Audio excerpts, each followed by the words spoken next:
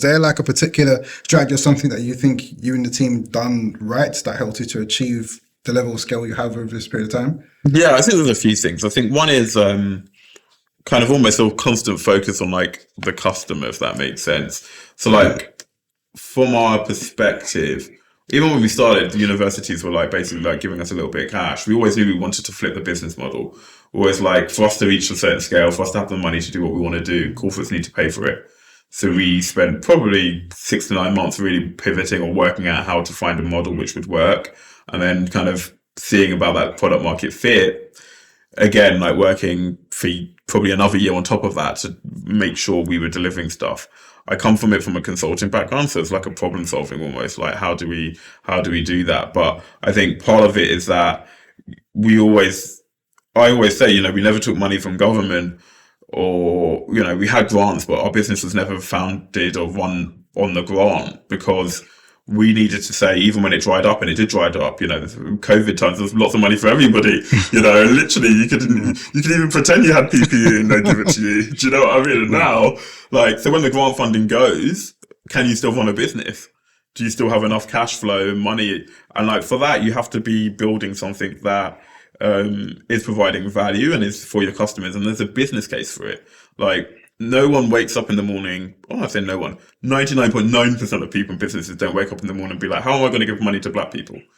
And we're fortunate there are still a few, and they are there, and, you know, but that, so someone's got to always think about what's the business case. Are we seeing the value from this partnership or this investment? Because, you know, my budget can be spent somewhere else, so someone's going to lose it. Or when there are cuts, like, should we cut this thing?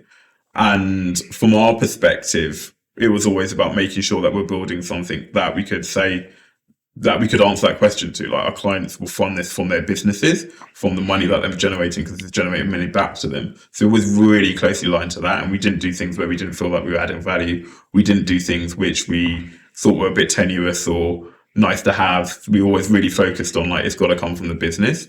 So I think that's one of them. And then, shall I touch on the funding one? Yeah, let's go into the funding. Yeah, I mean, it's kind of complicated because we've never taken venture capital funding. One is partly because of structure, but not necessarily because we couldn't. Maybe in an alternative world, or maybe in the future, maybe we'll spin part of our business out, and we do.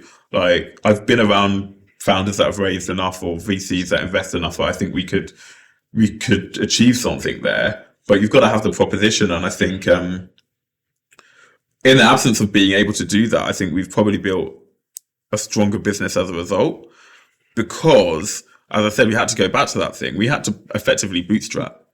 So we always had to make money. Like, you know, if we weren't making it, where was it coming from? It wasn't coming from, you know, some sort of debt or equity or like some fake capital effectively. So all of our customers pay everything that we do. It's meant that we've grown more slowly, but it's meant that we've always had to have a business good solution, something that was ready to operate for our big clients or for our small clients or whatever it was, in a service business effectively, because we wouldn't have the money otherwise. So in a way, we've always got good renewable revenue, and it's not a given. Like, you know what I mean? Like, we still have to work hard for it. It's not gonna, if I stop working for 6 months, it's not gonna come magically.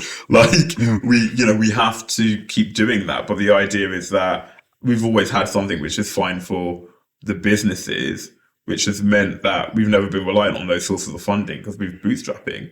And like, you know, even if you're got X amount of money on VC, what do your VCs want to see? Like, your customers are paying you, and you've got a product that they want to pay for. Like, their money's to help you get there, but we're there in that sense. So, you know, that's what we want to do. That's what we continue to do. And I'm really fortunate that, you know, in the years that we've worked, we've got deals from, you know, some of the world's biggest companies, literally Google, Microsoft, Meta, Amazon. We sold to the big tech companies in the world.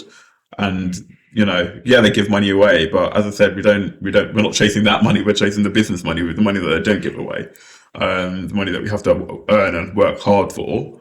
And that's what we want to build our business around, because it's going to mean that we've got a better product, service, solution, and the market will keep us honest. You know, if people don't want to fund us, we've got to ask the question about, are we doing enough? Are we doing the right thing? And that will mean that we build a more stronger, robust business moving forward.